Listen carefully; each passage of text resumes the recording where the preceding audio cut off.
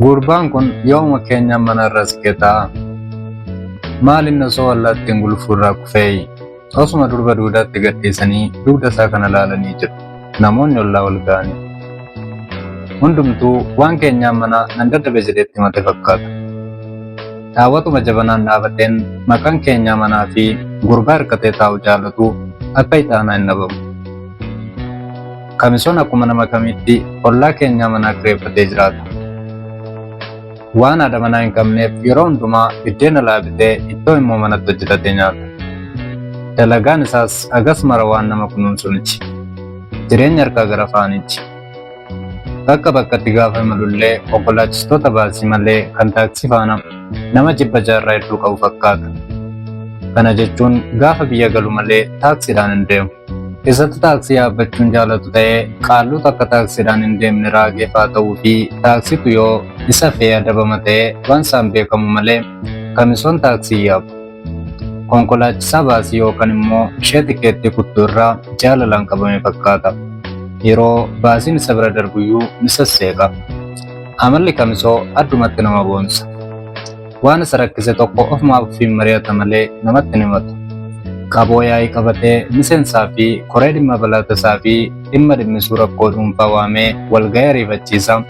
Bara G77ffaa walga'ii Dilee 5ffaa yaa'ii caffee 99ffaa waammatee namatti ni himatu. Yoo utaalloon isa qabeeyyuu attiffachuu isaa akka namni nagarreef dursee manatti ol gala. Akka namni nageenyeef immoo yeroo attiffachuuf jedhu saanqaa balbala rukutee hiisiisee dafee sagalee saanqaa fakkeeffatee keessa attiffata malee gadi ba'ee nama fuulduratti utaalloon qabamuu isaaf hin saaxilu. Dhagaa tokkoon simbira lama jechuun akkas kunoo. Booda keessa namoonni durullaa isaa mana ni kireeffatee taa'u cinaa turan jijjiirratanii mooraa sanaa baanaan ijoolleen qoosaa fi nama qeequu du'a qofaaf dhalatan tokko iyyaaffatanii mana kamisoo cinaa kireeffatanii galan. Akkuma mooraa sana galaniin kamisoo faana wal baranii ollummaa uumanii jireenya waliin eegalan. Ijoollee ollaa kamisoo kana guyyaa guutuu afaan isaanii calin jiru.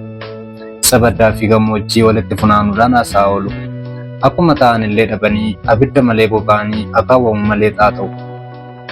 Yeroo dubbachuu eegalanis dhagaa raadiyoo isa duraataa jedhamu sana liqimsanii waan dubbii eegalan fakkaatu. Akka raadiyoo Filiipsii tarar jechaa oolu. Isaan biratti callisanii taa'uun yookaan immoo haasaa malee turuun aadaa boodettaffaa yookaan immoo yakka dabbiin isaa hammaatudha.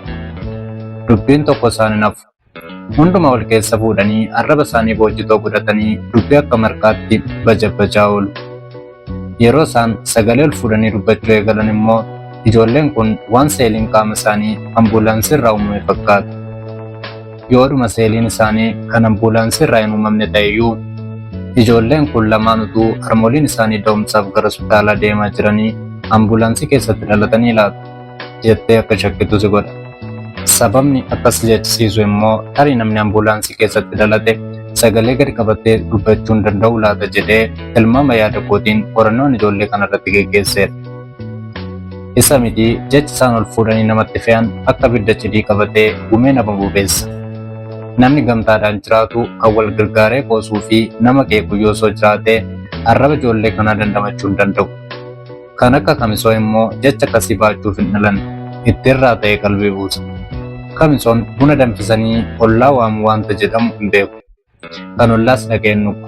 Yoo ollaan buna waameef immoo hanga si'a 2-3 irra deddeebiin waamanitti akka hoogganaa tokko dafeen argamu. Yoo dhufes teessoo hedduu keessa jaan barbaadee teessoo keenyaan manaa bukkee jirtu irra taa'a. Yoo kanaan achi teessoo keenyaan irraa siqee taa'u agarraan gara keenyaan manaatti harkisa. Sababni isaas kamisoon keenyaan manaa irraa fagaatee taa'uun jaallatu. Isa kana egaa namuu rakkoo isaan beeku. Amalli keenyaan itti siqanii taa'u kun kamisoo dhagnumatti fayye. Keessummoonni haaraan ollaa kamisoo galan kun ilman sooressaa ta'uun oolle. Midhaan bitanii daaksifatanii hojjettuu deddeebitee nyaata qopheessitu qacaratanii jiru. Haala kanaa biddeen bitanii hin beekan. Yoo waan ittoo ta'u kan akka qullubbii, asheeta, zayitaa fi kan kana fakkaatan taate malee buddeen bitanii hin beekan. Yoo dhibee hoteelaa deemanii nyaatanii galu. Osuma akka carraa saatii laaqanaa irratti hoteelli jiru cufameeyyuu biyya maatii bira deemanii laaqana nyaatanii deebuu fakkaata malee biddeen bitanii nyaatani. Yeroo hedduu buna dhuguu waan jaallataniif akka nama guntuta dubaraa mararfatee taa'uu jabanaa taa'aa oolu. Mooraa sanittis osoo haaraa hin taane akka waan qe'ee isaanii ta'e keessa fiiguu eegalan. Guyyaa tokko ijoollee kana keessaa gurbaan inni tokko osoo balbala duratti mi'a miicee bishaan dhangalaasuu abbaan mooraa itti aaruudhaan bakka kanatti bishaan kamuu lolaasuun dhorkaadha. Isa olii booquufaaf eeyyamama jedhan. Gurbaan sunis deebisee dhiifama bishaan bokkaa isa halkan edaa roottootti roobe sanan fayyadamaa jira jedhee mooraa kolfan gaggabse. Haasaa dalgaa haasa'amtu kana yeroo haasaan waan makollee jira baratanii ba'an fakkaatu. Inumaa waan eebba irratti oduudhaan qabxii olaanaa fidanii meedaaliyaa diratanii ba'an fakkaatu. Yeroo deessan lukkuun kaakistu fakkaatu. Raadiyootu isaanitti naafu. Guyyaa tokko warri mooraa sana kireessan akka waamicha wayyaa waan qabaniif ijoollee mooraa isaanii kireeffatanii galan hundumaa buna waamanii nyaatas dhiyeessaniif. Isaan kana keessa Kamsoonis jira. Akkuma malasaa ol seenee teessoo gara keenyaan itti siqee jiru tokko laallatee qaxxaa'e. Nyaata dhiyaate nyaatanii erga xumuranii booda ijoolleen akka ambuulaansii yaa oolan kun uummata oduudhaan bohaarsuu eegalan. Mana warra abbaa mooraa sanaa waamicha jiru wal qabsiisanii sirba jiippaasii irraa banan cufuudhaan hundumtuu dubbii akka ibiddaa arraba jarreen kanarraa boba'u qaqqaammachuu eegalan. Hunduu kolfee taphata. Namni mukaa'u hin jiru.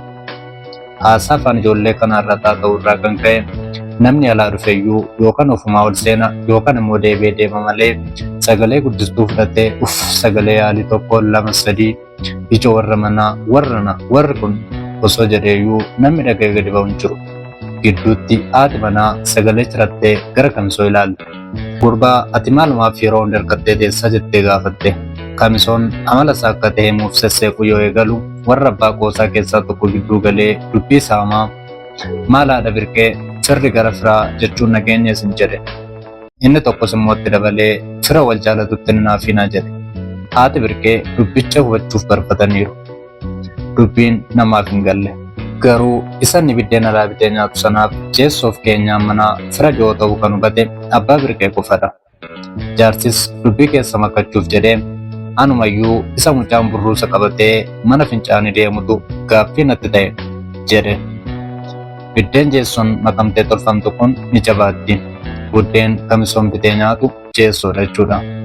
Waan jaalatanii hordoftaniif galatooma Giddoo Baayogiraafiidha.